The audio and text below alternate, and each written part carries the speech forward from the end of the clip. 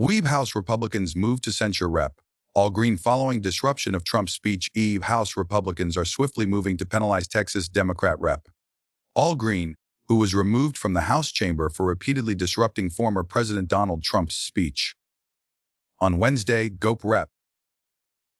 Daniel Newhouse formally introduced a censure resolution against Green after the House sergeant-at-arms escorted Green out for standing and shouting during the opening minutes of Trump's address to Congress. Speaking on the House floor, Newhouse, a Republican from Washington state, called for a formal condemnation of Green's actions, labeling them beyond the pale. This was beyond the pale. It went on, disrupting the entire evening, so I felt it had to be responded to. Newhouse said, "We have to uphold the expectations of decorum here, or else, what are we? We have nothing other than just a club that everybody comes and yells at each other." Newhouse's move marks a significant moment for the centrist Republican, who previously drew criticism from his party for voting to impeach Trump in 2021. Since surviving a competitive election against a fellow Republican last cycle, he has largely stayed out of the spotlight. However, his resolution, which appears to have the backing of House GOP leadership, has drawn criticism from some conservatives. These conservatives had been working on their own resolution and accused Newhouse of trying to avoid a primary challenge from his right. Outside of the Capitol, Republican campaign operatives are interpreting Newhouse's action as a signal that he does not plan to retire this cycle, following speculation about his future after fending off a GOP challenger by 6 points in the last election. This is about the House of Representatives, Congress, and respecting the rules of decorum that we have. You know, it could be any president, any member. This is bigger than any particular relationship, Newhouse told reporters. The measure is expected to be privileged, meaning it must receive a floor vote within 2 legislative days. Republicans anticipate the vote will take place later Wednesday, though the exact timing remains undecided.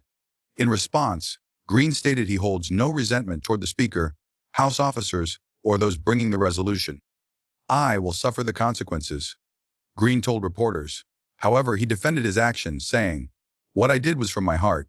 People are suffering, and I was talking about Medicaid. I didn't just say you don't have a mandate. I said you don't have a mandate to cut Medicaid." A House Minority Leader Hakeem Jeffries told CNN earlier Wednesday that the overwhelming majority of Democrats approached the speech with seriousness. When asked about the censure resolution against Green, Jeffries declined to comment directly, stating, "I haven't had that conversation with anyone."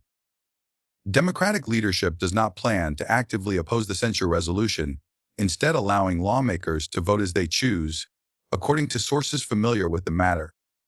The situation puts centrist Democrats in a difficult position, as they must decide whether to defend Green's outburst or distance themselves from the protest. Green was not alone in demonstrating against Trump's speech.